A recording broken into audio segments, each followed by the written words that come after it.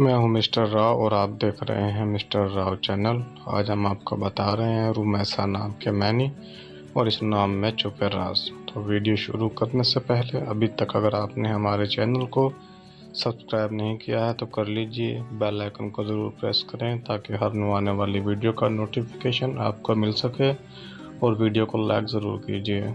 नाम है रुमैसा, RUMAISA, रुमैसा। और रुमैसा के मैनी हैं फूलों का गुलदस्ता। रुमैसा का मज़हब जो है वो है मुस्लिम और रुमैसा के लिए लकी नंबर है 6। लकी दिन है रुमैसा के लिए एतवार और मंगल। लकी रंग है रुमैसा के लिए सुर्ख, जंगनुमा, हल्का सब्ज। लकी पत्थर है रुमैसा के लिए पखराज और लकी दाते हैं तांबा। वीडियो को पसंद आई तो लाइक कीजिए और अभी तक अगर आपने हमारे चैनल को सब्सक्राइब नहीं किया है तो कर लीजिए, बेल आइकन को ज़रूर प्रेस करें ताकि हर न्यू आने वाली वीडियो का नोटिफिकेशन आपको मिल सके।